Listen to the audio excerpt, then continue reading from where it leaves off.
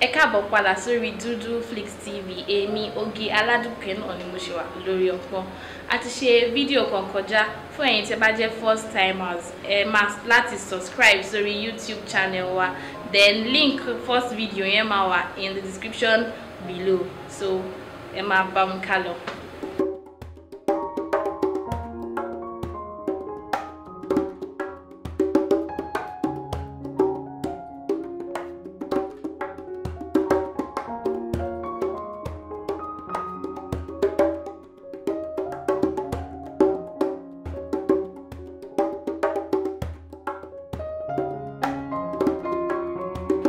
Tip tí mo fẹ́ fún wa ní part 2 yìí kò òun náà ó wà very simple. Then ó máa jẹ́ kí eye makeup wa kó neat.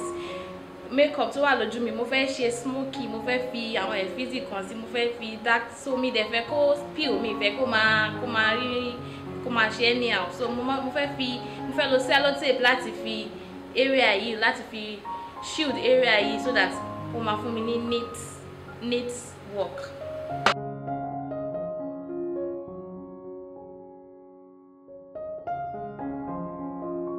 Mo fẹ́ ṣe smoky eyes bí báyìí, so mo máa fi sellotape kò le rárá, màá kàn fi tape bí báyìí mọ́lẹ̀.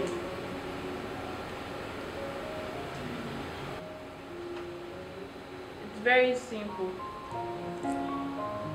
So àwọn eyeshadow tí mo fẹ́ fi sí bí báyìí kò ní máa gbọ̀n kiri. As usual, màá mú eyeshadow brush mi. Alright. Màá blend ẹ̀ in báyìí.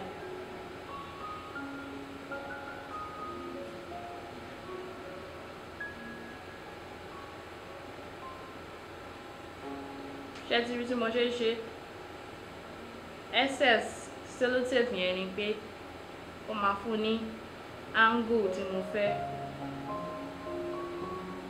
Very neat angle.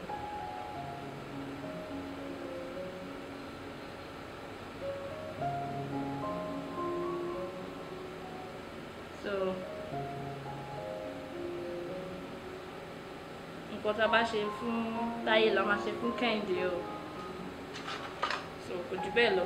After tí n bá ti ṣe tán màá kàn rọra ṣe báyìí. Màá lè yọ kúrò. And I'm good to go.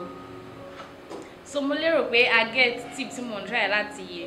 Ẹ rí pé ó fún wa ní neat finishing. Kò jẹ́ kó spill, tá máa lo eyeshadow. Máa ráwọn màmá yẹn, àwọn màmá old school kìíní ẹ̀ mọ̀. Wọ́n kàn máa fi gbogbo ẹ̀ sínú pé kí ló ń ṣẹlẹ̀ gan. So àwọn tips yìí náà ni ó yẹ ká máa já sí, tó jẹ́ pé ó máa jẹ́ kí àwọn ojú wa máa look pink, a máa slay effortlessly, So ẹ má gbàgbé láti subscribe sórí Dudu Flix TV.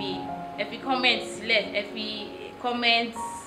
Then ẹ lè follow mi lórí Instagram Aduke @du_du_keh, Aduke. Ẹ lè follow mi, ẹ lè follow Dudu Flix náà lórí Instagram. Àwa lórí Instagram Dudu Flix TV. Ẹ ṣé gan.